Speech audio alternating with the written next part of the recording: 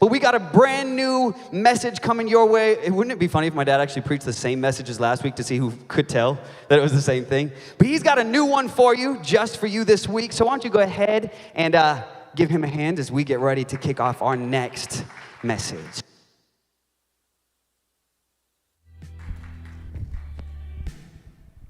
He wasn't kidding. It's the same message. Okay, he is kidding. Good morning, guys. Hey, I'm so glad you guys are here today. We are continuing our series on Dust of the Rabbi. We've started a series that's our annual kind of vision series where we talk about who we are as a church family and kind of where we're going in the coming year. But it's kind of a renewed vision around the core principles of what it means to be people of God in a very crazy world and how we do that skillfully. I want you to live an amazing life. I really do. I'm tired of just seeing church people all beat up and angry and upset, and there's a lot to be all that about. But friends, where's the joy, peace, confidence, contentment that Jesus said he came to give? Where's that well of life that's going to boil up from within, that's going to give us that not only the power that we need to just live on, but the power that gives life to the people around us? Man, is that you? Are you a spark plug in your work environment? Are you the joy fountain in the world that you live in? Does your home see you as that person that you can, you have a stability, a strength, there's a depth to you? Friends, this all comes out of your inner life. Everything about you comes from within, from who you are inside. Whenever we see pastors fall, and I am just, heartbroken every time I see some major ministry lose somebody to a bad decision or a series of bad decisions or some really sketchy stuff that was going on for years behind the scenes. Every time I hear about a Christian walking away from their faith or just taking a vacation from God or from church, it breaks my heart, because the fact of the matter is, there are so many people living out of an empty well. So many people trying to live the best possible life out of the worst possible innards. It doesn't work. That's why Jesus said eventually what's inside is going to come outside. It's going to show up in your behaviors. It's going to show up in your language. It's going to show up in your patterns, in the way you relate to people, in the way you feel about people, in the way you feel about God. That's why we're talking about how to engage our inner life in a way that literally transforms us. How to work from this part within us that builds into a life that just overflows outside of us. And so we've been talking about this Dust of the Rabbi series, the concept being that Jesus basically invited people to not just believe his teachings. That wasn't even that's not even what he talked about. Believe these teachings. He said, follow me. Follow me, and I'll make you fishers of men. Follow me. Come to me. If you're weary and broken down from life, I'm going to give you rest. Follow me. Come be with me. Be my students. And what he said is, go into all the world and make disciples. And we said the Hebrew word for that is talmidim, which means to apprentice. To basically look at him, if you were like to apprentice under, you wanted to become a plumber or an electrician, you would enter a journeyman's program where to enter like a union, you would probably spend 3 or 4 years under as an apprentice to a master of that trade. And then at the end of that time period, they would give you your credentials to go out and now you're a journeyman. You can go out and be an electrician. You can go wire a house. You can go plumb this building. That's kind of what we're saying is, if you want to go out and live the good life, if you want to live life that is to the full, then you need to apprentice to somebody, under somebody who had life to the full. If the person you're following is a wreck and has habitually got all these major issues and underlying problems that they're not dealing with, you might want to apprentice under somebody who's healthy if you want to be healthy. You might want to apprentice under somebody who's happy and joy-filled if you want to be happy and joy-filled. This is what Jesus' invitation was. Come and learn how to live life as God intended it. Learn what it means to be fully human in the kingdom and the reign of God that begins now. The good news is access to God and his kingdom is now available and you can enter it through Jesus. So we're talking about that, and we said last week that becoming like Jesus, our rabbi, is going to take more than a single sermon. Blocking my view. We said that some of us actually need more than just a one-week sermon. So what I'm going to do today is I'm going to continue where we left off last week. Last week we were talking about the student is not above the teacher, but everyone who is fully trained will be like their teacher. And we were talking about the fact that we need to be trained to be like Jesus. And what that looks like, today we're going to pick up where we left off. I want to spend some time breaking that down a little bit more and get a little more granular so that you have some handles on this talk about how to live the fullness of life. How do we enter into that? So today I want to look at some of the practices that Jesus formed his life around in order to be the kind of person who naturally responded the ways he did, naturally felt the way he did, naturally connected with the Father the way he did. So what are some of the patterns that Jesus formed in his own life? And before we begin, I want to clarify that when we talk about practices or patterns or habits or disciplines, if you were, I want to make it very clear. The spiritual disciplines are not how one enters into life with Jesus. The spiritual disciplines are not how we enter the kingdom of God or how we get forgiveness for sins. We have to do these things to get God's love and forgiveness. That's not true. They're simply how one lives once you've entered into relationship with God. You do not enter the kingdom through these practices. There's no working your way into eternal life. We enter the kingdom of God by acknowledging our complete inability, we are incapable of saving ourselves. And we turn to the God who gives grace to those who humbly come to him, and we receive by placing our faith in what Jesus did in our place.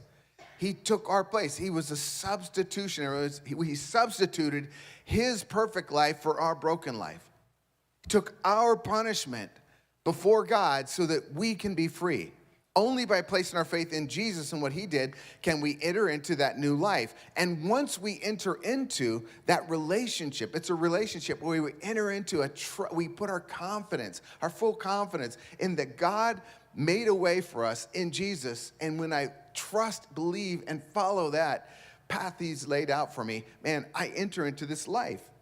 So the purpose of the practices is never to earn brownie points or somehow up my spiritual standing in heaven. It's basically, or to show how spiritual I am. We enter these practices to be empowered, to be totally freed to live the life we want to live. The full and abundant life, like Jesus did. To do it naturally. I've tried to describe it as a from, not for. We're living from forgiveness and grace, not for it. We don't do these things to get God's grace and favor. We do that because we've received his grace and favor. One author, Donald Whitney, said it this way: the people of God do not serve him in order to be forgiven, but because we are forgiven. Dallas Willard said, God is not opposed to effort, just earning. You can't earn your way, but once you have received that gift, then effort is required to make the best life part of your life. And I know every time we start talking, when we talk about spiritual disciplines, we talk about the practices that literally form our lives into these people that can not only have the Spirit of God indwell us, but live into the full lives. When I talk about this, I know immediately some people just kind of get this sick feeling inside. You've been beat up all through your church life about you need to be better, you need to do more, you need to do better to get God's favor, to get, to quit being a jerk or quit being, a horrible husband. You need to do better. And I want to remind everybody, the point of practicing these habits is not practicing these habits. It's what you get by doing the practice. The point is to become skillful at living this full and abundant and free and joy-filled life. It's to be skillful in living like Jesus.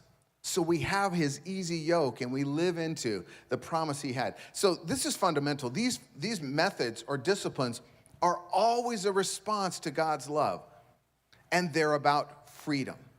They're about freedom. When my son Jaden wanted to take up music. He always had he's just a talented kid. He always just could, anything he puts his hand to, he just kind of picks it up. He's just really skilled. All my kids are that way. They just seem to be very natural at picking up things. So we go water skiing, they just like pop right up. They go, kneeboarding, ski, whatever. They just pick it up. So Jaden wanted to learn to play. He was really into music too, and he wanted to learn the guitar. So he just picks it up and he teaches himself.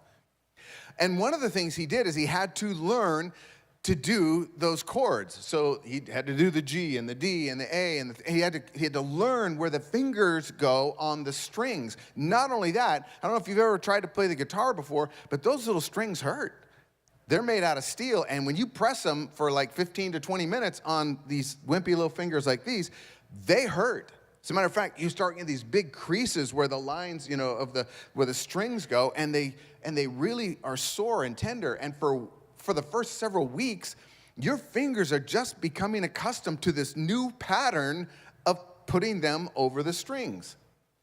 You follow Jesus in a similar way. You begin by starting with habits that literally feel a little awkward and a little painful at first because they're training new muscles and they're getting you accustomed to a brand new thing. But it's the only way to get the music out of your instrument. So as he learned that, as he did that, he had to do the same ones over and over and over. G again, A again, B again. He just over and over and over and over. Pretty soon, he could do the thing over here without looking. I mean, the reason he practiced, and this guy comes home every day from work and he grabs his guitar. Every day, he just grabs his guitar and he starts playing his guitar. That work, that effort, the practices or habits or disciplines required to be that, the end result is freedom. So that when Jaden steps up on stage and they say, we're going to sing, there is another in the fire, he's going to be able to just go, oh, that's G, B, D, and he can just do it. It's the natural response to a situation where his natural first inclination is to go to the position to play that music. So when you are at work and your boss starts ripping you for something, you want to be the kind of person that goes to that natural position of response of peace and awareness and kindness and sensitivity. You don't have that capacity if you have not put yourself in the position to learn that, to grow in that. The only reason we do the practices, the habits, the disciplines, is because it naturally it makes us ready to respond in a first, like, this is my first inclination. When somebody insults me, is not to hate them, to cut them off, to whatever, to try and burn them on social media. My first and natural response is, I need to go to this pattern. I need to go in this way. The only way you can live like Jesus is by living the practices, the ways of Jesus. If you want the life of Jesus, you need to practice the lifestyle of Jesus.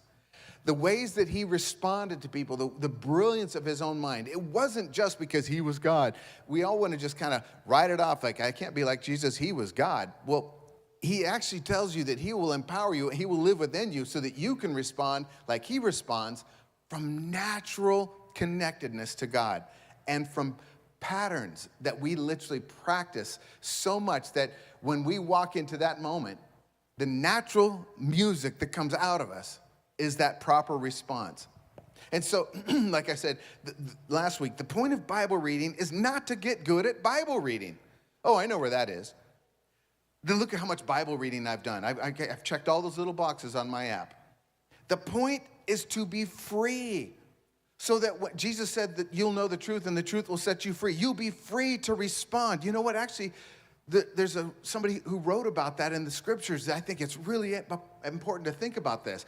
You can respond to a moment, even if you don't quote a verse, you're like, but I know where the scriptures lead me. I know how to respond. I'm free. Jaden is free to pick up the guitar now because he has disciplined himself. He's free to play whatever he wants to play. You want to respond to life. You want to feel the life of Jesus coursing within you. You need to prepare yourself to respond in those ways. The point is freedom.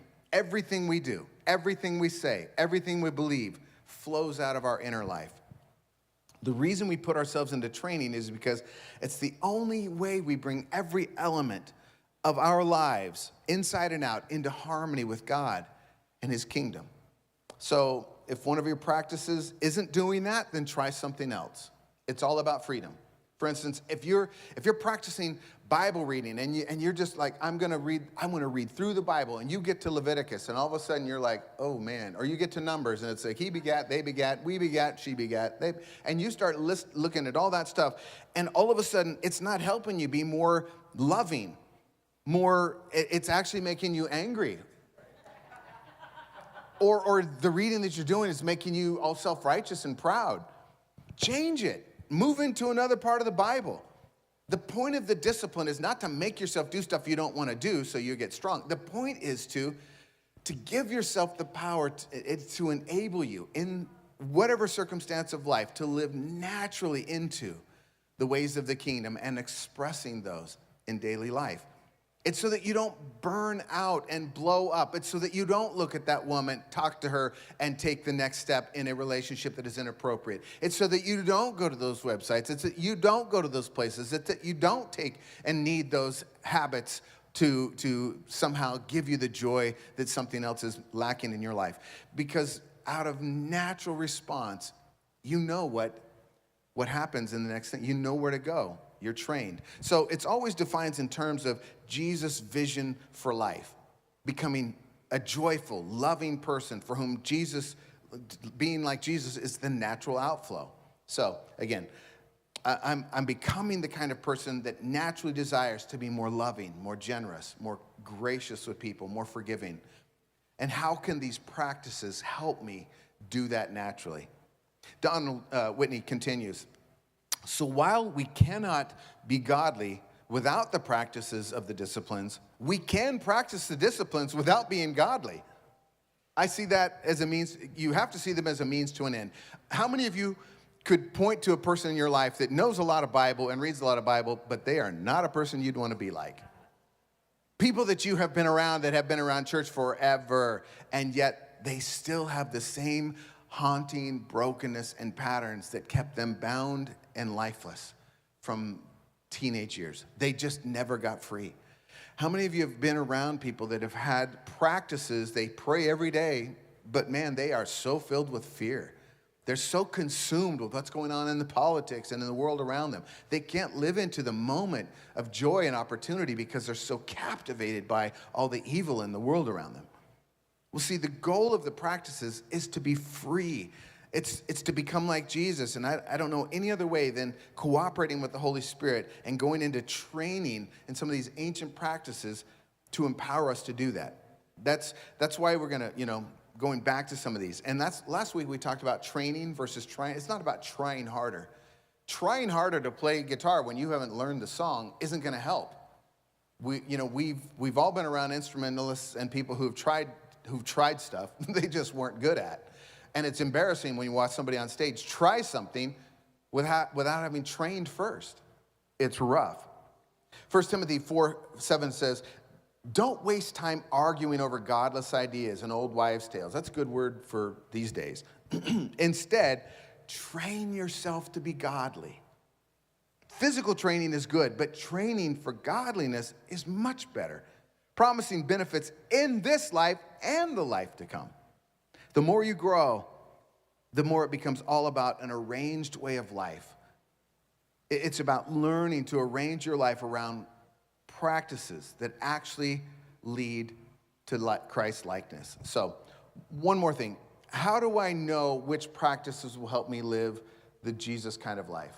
Well, due to our different life circumstances, due to different seasons of life, due to different upbringings and temperaments and everything that you're going through right now, and this current struggle that you're in, you're going to need different practices in different seasons to help you develop.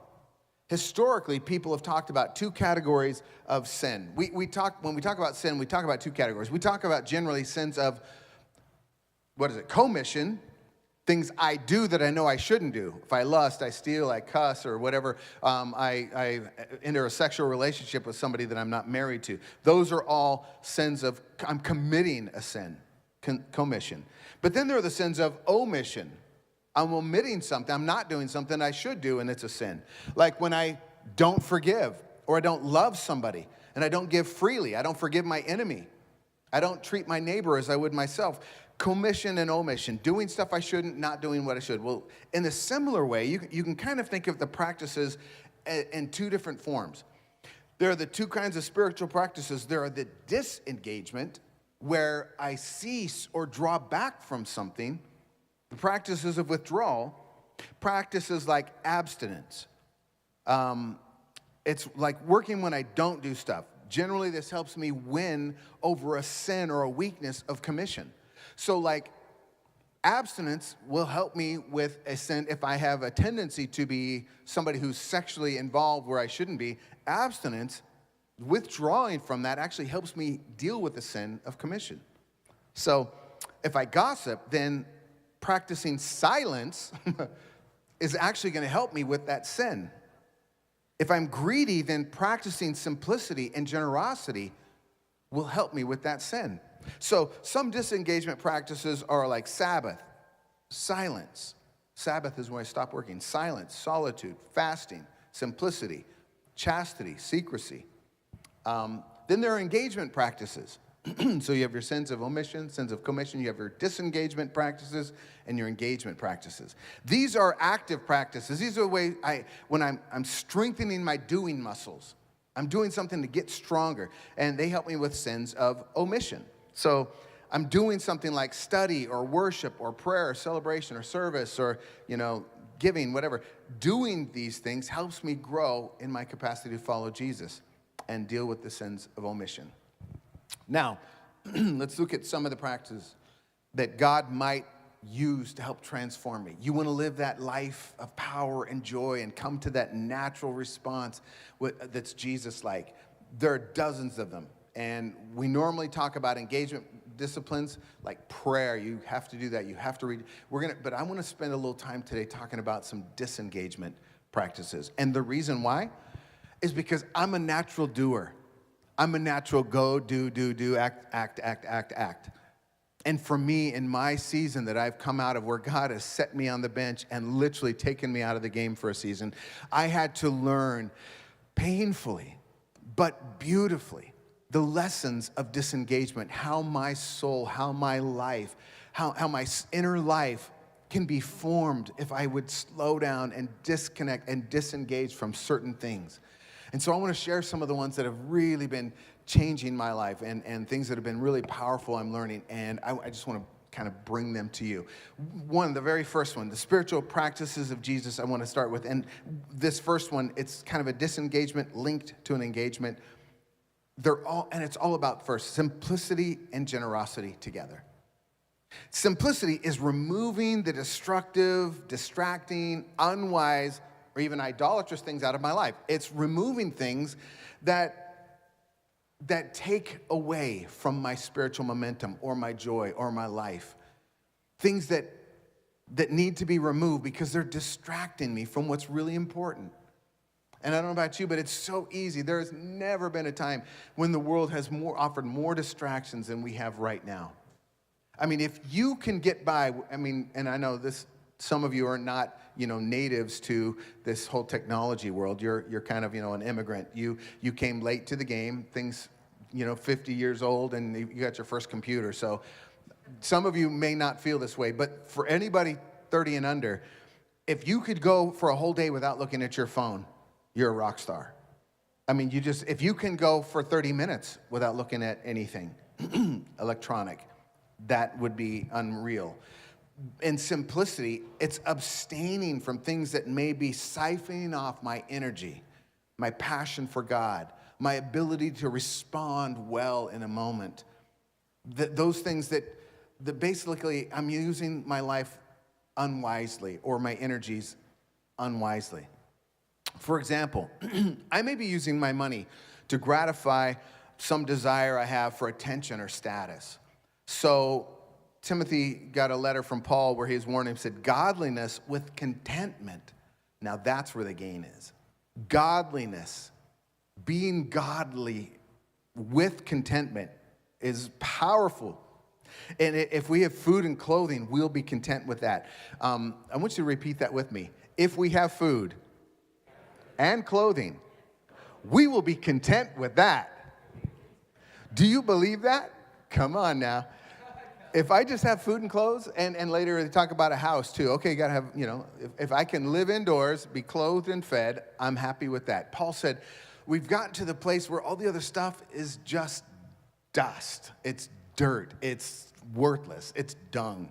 I've learned that there are very few things in life that are really worth all my energy, passion, and attention. And if it siphons me from energy off or takes away from my ability to live skillfully, well, joyfully, faithfully, without fear, then I'm gonna omit it. I'm gonna start moving it to the side. And this is, we all want to be content, but we're pretty much convinced deep in our souls that we'll be content when we have the next thing. We'll be content with a better income. We'll be content with, I will be content if. I mean, the way of Jesus really is the contented life. It's wonderful, but it's probably going to mean that I have to learn some things about dying to myself or about being comfortable with what I have right now rather than always striving, pushing for more. So if my pattern is to use money to prop myself up, I got to have this kind of a car, I got to wear this kind of clothes, I got to smell with this kind of cologne, I've got to have these shoes, I've got to have this perfect this. That probably is something that is siphoning off energy and focus to lesser things. And that's why Jesus talks so much about don't store up treasures here. Don't put your energies into stuff that just falls away. And folks, it's good to be healthy. It's good to be, fit. It's good to be all those things. But if all of those things are doing is driving the categories of self-focus, then this may be the discipline for you to back away, simplicity. I remember reading about a monastery where they basically practiced simplicity. And when a guest would show up, they'd show them to a very minimalistic room. And the monk would say to them as they walk out the door, here's your room, here are the things. And if there's anything you want, just let us know and we'll show you how to live without it. And friends, that's pretty much, it sums it up for a lot of us. If there's anything you think you just have to have, somebody can show us how to live without it. Our standard of living expectation is so high compared to the rest of the world. We are not happy unless we feel like we're with the Joneses or the next door neighbors or the guy at work or the person that we admire on TV or on social media or whatever. We think we have to be at a certain level. And simplicity is getting to the point where it's like, God, I'm going to work hard and I'm going to apply myself to my trade. And I'm going to look for opportunities for advancement. I'm going to go ahead and take advantage of all the tools and opportunities you bring my way. But I'm never going to be a slave to those. I'm never going to be a slave to what I wear. For me, I'm not really into that. So it's not a struggle for me that I've got to have some name brand. I couldn't even tell you what name brands there are. I go to Costco. I'm like, ooh, that's good. The kids will tell you, everything I wear, he's Costco. No, and that's not true because Lori shops elsewhere. And she buys most of my stuff. But that's not a struggle for me.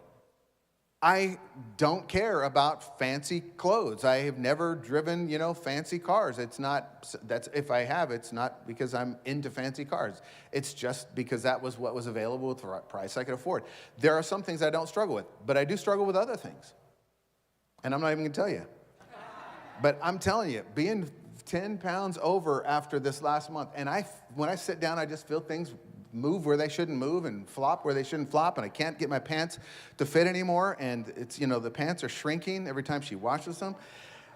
I'm like, hey, I do have some struggles about how I appear. I do care about certain things. I care about people and the way they think about me when I preach and how well it was, and did it work or did it not work? Did it make sense? Did it not make sense? Do you think that, that was meaningful to you, and did I connect? And so I have a lot of stress around that area of my life. And so for me, simplicity would be maybe a little different. It's just like, I'm not going to ask. I'm not going to even listen. I'm not going to read. I'm not going to watch. I'm not going to look at the comments, after a message. I'm just going to trust. Simplicity is walking back away from the things that you use as crutches, to not have to develop your inner life and trust God with where you are, to not be happy with and content with your current moment and where your life is. I'm single, I'm poor, I'm this, I'm that. But can you be content? Paul said the secret of contentment is learning to be good with whatever situation I'm in. I've had more, I've had less. I'm okay. God's got me. I'm okay. So this one, simplicity, but pairing it with generosity, where rather than worrying about taking and caring for myself and me, generosity is, I just actually turned that around on its head. And I said, no, it's about, I'm going to give it away. I had a roommate in college. I've told you this story years ago, that his name was Roy. And Roy was one of those crazy kind of guys that he was a surfer. He was into surfing. He got up every single morning at sun or before the sun rose, took off down because we lived in, beach communities and I was in college. And he'd go surfing in Santa Cruz and he'd come back and he had very few possessions. He had a beat up old car. He had his cool surfboard and he had, just a handful of clothes that he wore just kind of on cycle, just repeated. I remember walking in one day and just trying to be nice. I walk in his room. He was in one of our dorms. And so I walk in. I was just complimenting him. He was just a rock. He looked like Superman. I mean, this dude was just built. And he just was a cool dude. And I just walk in. I remember complimenting on something. I said, dude, I really like that shirt. That's really nice. He goes, you do? He goes, it's yours. And he starts taking it off and handing it to me. I'm like, Roy, I don't want your shirt. I just thought it's a nice shirt. I remember making that mistake one other day. He was coming up the steps after a surf session, and I just noticed his board was like this really cool looking, had a really cool designs. It was obvious it was custom, and he'd spent some money on it. I said, Roy, that is a beautiful board. I just think that's a really cool board. He goes, dude, you like it? It's yours. You want it? And he literally hands me this surf. It's his whole life. And he hands me this surfboard. I'm like, Roy, I will never take your surfboard. I'm just telling you right now. He goes, well, would you go surfing with me? I mean, and this is one of those kind of people that he literally had learned the art of contentment. Anything that he can do without, he's willing and generous to give it away. And I could never get there, but I admired that. And I recognize in myself the opposite capacity where if I like something, I want it. I want to take that nice thing. I want to go home with that surfboard. I want to have that nicer whatever. And I realized the opposite pattern in me. So for me to combat that was generosity.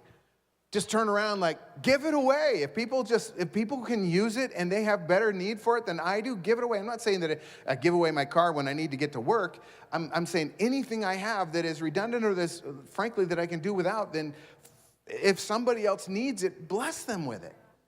Got a couple extra bucks, see somebody who's hungry, give them a meal. Don't give them cash, but literally meet their need, not just the struggle. Don't continue the cycle of abuse of themselves, but maybe give them something they need, some time, just a listening ear, a ride, whatever. That could be dangerous, but listen to the Spirit and let God use those omissions, those areas where you're going to disengage as power in your life. How about this next one, solitude? This literally has impacted my life in the last season as much as anything. Solitude is getting away from the noise, the activity, the movement, the progression, the grind of do, go, be, busy. I deliberately withdraw from people, from busyness, from activity, from work, to be silent and to connect with the Father. John Ortberg said it this way. He said, solitude is where I eliminate all the scaffolding in my life to see what remains when it's just God and me. When I stop doing whatever it is I'm doing to distract myself from the realities of my life and my inner life. Friends, a lot of you don't know where your inner life is because you've never stopped and thought about it. You've never really taken inventory of where your inner life is. Who am I inside? What drives me? Why do I do the things that I do? Well, it's coming from my inner life. So what are the things that are creating that void, that vacuum, that brokenness in me that drives me to those behaviors? What's going on inside? Solitude, where you get silent before God, is one of the most powerful ways of beginning to be able to hear and listen to and evaluate your inner life. We often see this in Jesus himself in Mark 1:35, before he began his ministry, before he stepped onto the scene. He'd spent 30 years living. We don't even know what he was doing other than carpentry. But we're told that in this moment, the Spirit drove him into the wilderness. And for 40 days and nights, he had solitude with the Father. Then he starts his ministry. And right away it says, early in the morning, Jesus got up and withdrew to a solitary place where he could be alone with God. Solitude is being alone. It's solo. People say sometimes, well, what do I do when I'm in solitude? That's scary to me. Well, there's several things you can do. This is when you quiet your soul. For me, the most important thing is silence. And since I've gotten kind of in the habit now, I like to start my day with a moment of silence. Just becoming at one with myself. To be at one is to be integrated, to be at peace. To be disintegrated is for everything to disintegrate. It's basically coming apart. You're going all these different directions. For me, it's just taking a moment to just be with God in silence. Taking a breath, maybe watching the sunrise, maybe just looking at a bird that's perched, making his little song across the way, watching the little quail that run across my yard, whatever. It's the silence and solitude where I literally just begin to open my heart to God and just begin that daily communion. In solitude, maybe I pray, maybe I meditate, I study, I read a spiritual book. But here's the deal. The main thing about solitude is not about what you do. It's more about what you don't do. In solitude, I don't engage in busyness. I don't let myself be distracted with lesser things, with other relationships, with conversations. I withdraw from all those things and remember how good God is and that he is lovingly inclined towards me as his child, that he is delighted in giving me the kingdom, that his will for me, his heart for me is good, and I just withdraw to find out what that means to be in my Abba's presence again. What is there, but it's another thing. I withdraw to find out what's between me and God. What have I done or not done that has caused some conflict with God and I? Have I plugged the pipes of communication with disobedience and things that I know are not appropriate, attitudes and words, whatever. Take a step back and repent and turn back towards God to reorient my life back to the ways of God and that power that brings me joy. And remember, don't try to be heroic and don't judge other people in this stuff. This isn't a place where we point at other people, you need to be and you shouldn't do. And friends, this is where humility comes in and we just look at ourselves and like, I'm just worrying about working this out. If God brings a moment and you're interested in my opinion, I'll share it from what I'm learning, but I'm not just gonna go hammer people. I need to do this for my life. I need to start here. And so maybe start with just a few minutes a day, 15 minutes or an hour of solitude.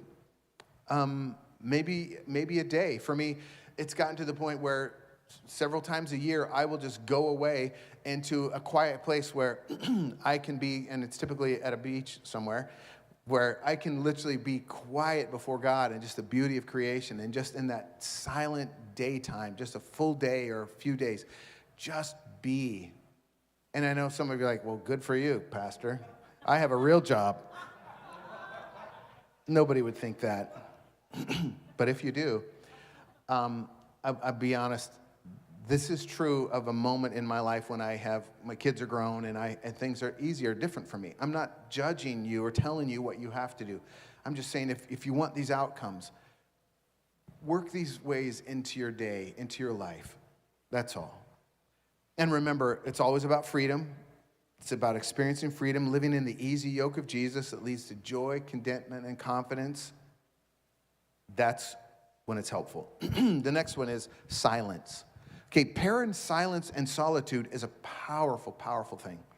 Silence is basically, the psalmists talk about it, be still and know that I am God. Be still. In other words, just stop talking. Just be quiet. I want to tell you, there's a connection between being still and knowing God. In my life, it is so easy to be busy with, and in former seasons it was 10 times harder, but just this constant go, go, go. In silence, I refrain from the noise and the conversation and the stimulation to find out what's going in my mind when it's not being distracted. The ancient wisdom would say there are two dimensions of silence. First of all, don't speak. In other words, shut up. Early church fathers used to say, the best reason to do this is because it's hard to talk without sinning. Because sin just creeps up in the stuff we say without our even knowing or intending it. Christian psychologist William Backus, he did a study. He cites one other study. He reports that people deceive or lie on average 200 times a day. The average person, according to the studies, deceive, mislead, or lie an average of 200 times a day. And you're thinking, that's weird people. It's not me. Well, studies show that women tend to lie a little more often. Okay, I made that part up. Just to show you how easy it is to do this. But we all tend to spin or manipulate or hype or exaggerate or omit information. And sometimes without even being aware of it. Friends, speaking too much, talking too much gets us in trouble. In silence, bless you, we learn not to use words to get what we want. So then there's the other part of it, which is not just shut up, but I remove myself from the constant noise, the constant stimulation, the distractions of sound.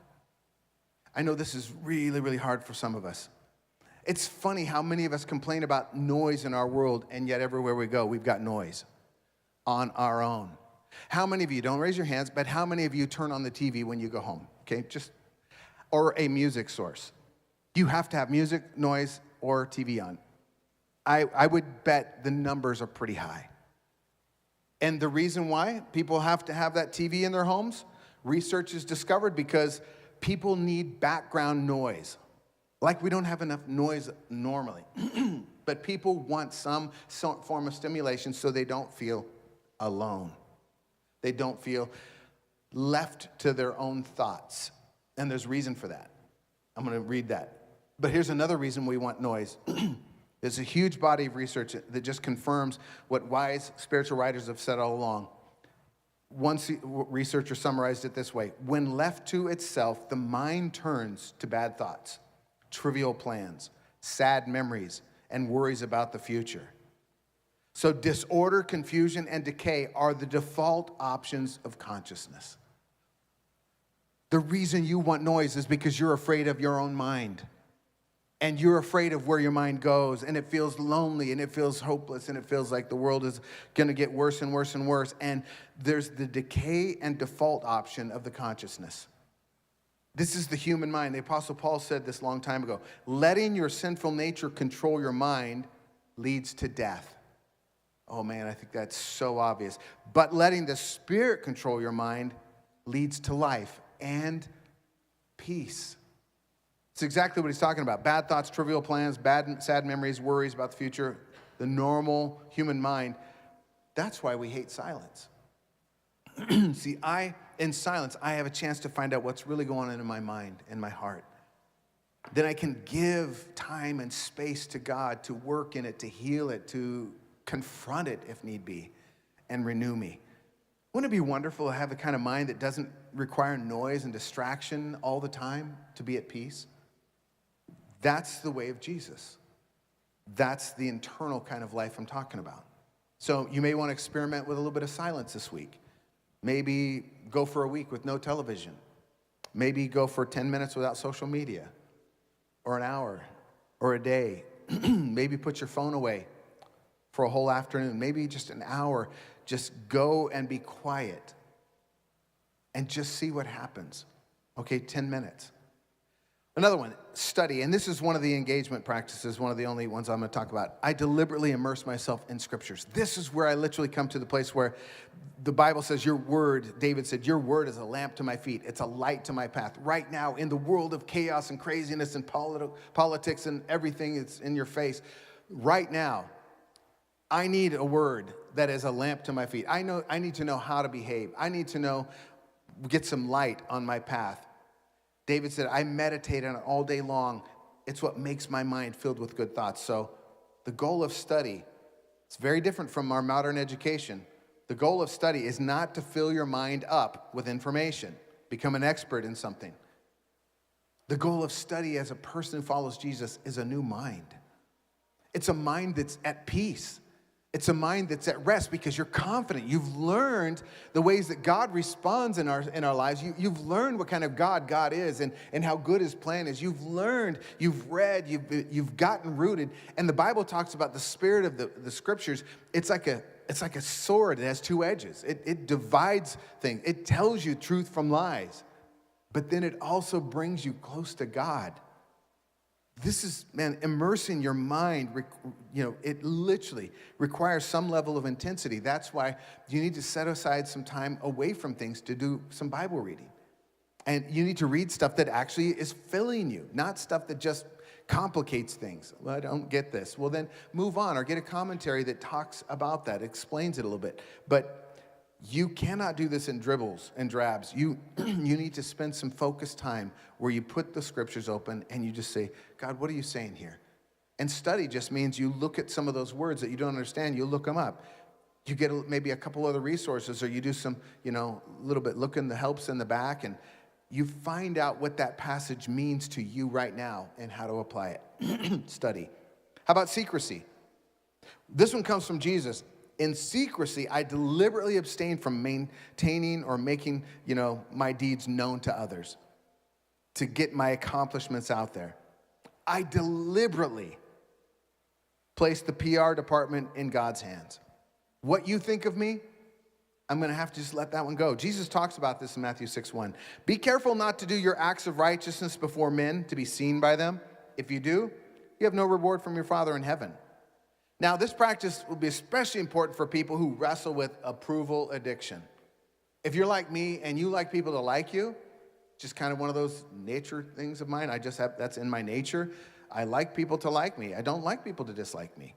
You may find yourself trying to get people to like you by impressing them, by talking about yourself, by sharing information that wasn't really part of the conversation and putting me into everything. And maybe sharing the cool stuff you've done or things that you've thought, or, one-upping somebody. Jesus gives some examples. He goes, for instance, when you give, don't let your left hand know what your right hand is doing.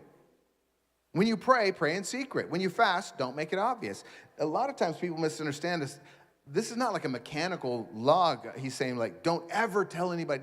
No, he's saying if your motivation is somehow people and their opinions of you, then you've got to walk away from that.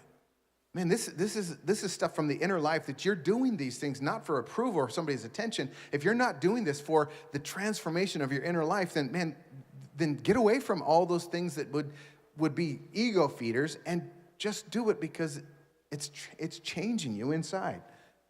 If you wrestle with doing good things in front of people and you're addicted to having people know about it because of the way that it makes you look, here's a practice that'll be helpful. Secret. Do it in secret. Sometimes do something good and impressive deliberately, but don't tell anybody about it.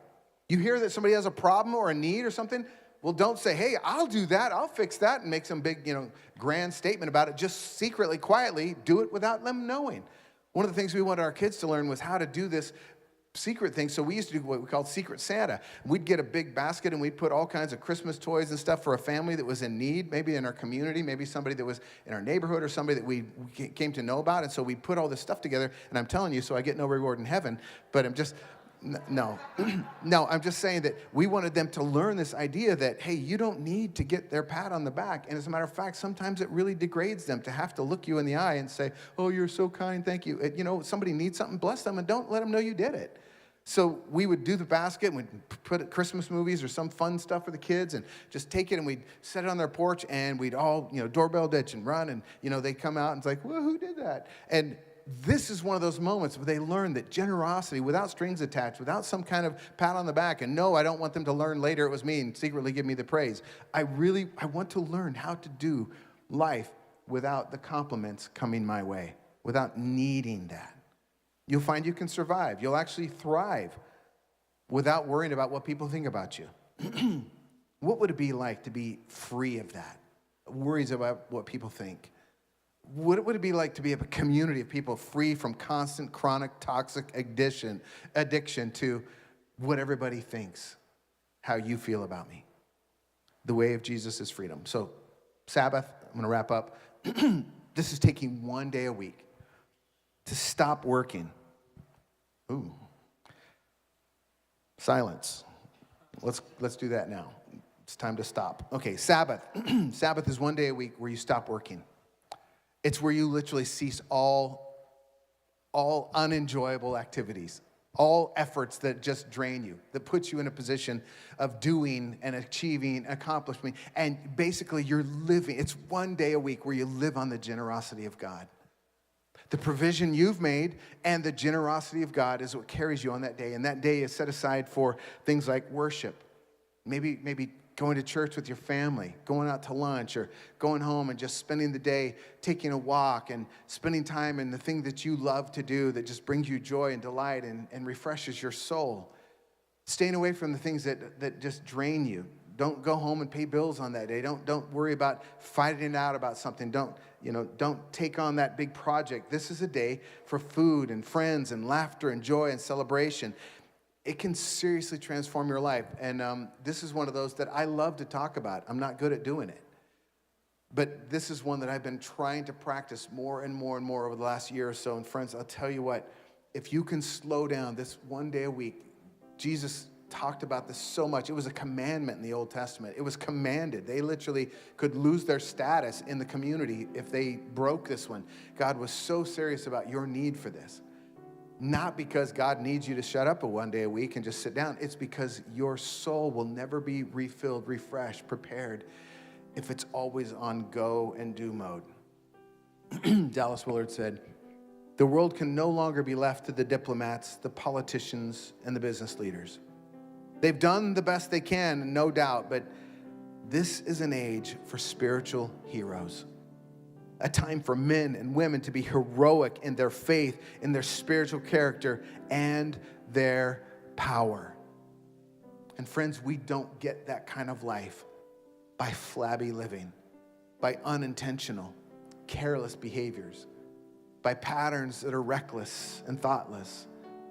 We do this when our vision for how we want to live is a life that is full and meaningful and life filled with love, joy, peace, patience, kindness, goodness, faithfulness, gentleness, self-control. And those are only fruit that come out of the inner life that's in deep relationship being transformed by God. Friends, these are practices that'll help get you there. So how do we begin? Just be honest with where you are spiritually. Honestly, where am I at spiritually? Do this by asking the Holy Spirit to search you. Is this a season for disengagement practices? Is this a season for engagement? Just be honest with yourself. Where do I really need to begin? Well, ask your wife, your spouse, your kids, the coworkers, hey man, what are the areas of my life that just seem like they're a little out of shape? They're a little bit flabby or that could use a little help. What are some of the areas that you notice that I lack peace and joy and contentment? What are some of the areas of my life? If you can't tell by looking in the mirror, then ask somebody who loves and will tell you the truth. But be honest. Ask the Holy Spirit. Do a quiet inventory. God, where have you been trying to get my attention and I've been just putting you off? Let me begin there. And then the second step is just start with a couple simple steps, practices. Don't try and be heroic and run a marathon today. Start with a couple things. Just a couple statements and practices you're going to put into place to get your fingers toughened, to get the muscles in your hands reflexive, and so that you can then live skillfully, naturally in the ways of Jesus.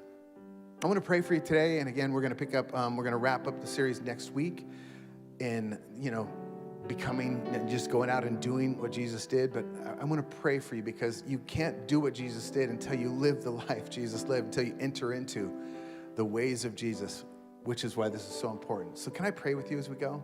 Father, as we wrap up, we've been told so many years, many of us have been in church, we've been told we got to do this stuff, and it just always feels like we're never good enough, we can't get it right. And we're approaching it sometimes out of this earning thing that I'm earning my way to a better life, rather than that I'm actually putting effort into a life that naturally develops the kind of person I want to be. The kind of person that's, my inner life is in such a state of joy and peace and contentment that whatever the circumstances, I can face it without fear, with confidence, with contentment. God, I just pray that this will become more and more the life pattern of Journey Church, because the world is not needing another slogan. They don't need another sermon. They don't need just another person to take a stand. What they need is a new vision for how to live, a better way to live that brings the true life they're looking for. God, I pray that would be us. And I pray that everybody here who's listening either online or in this room, that our hearts would begin to tune in quietly to your speaking voice. And we would take the next step in our relationship with you. Transform our hearts. Transform our lives. We ask in Jesus' name. Amen.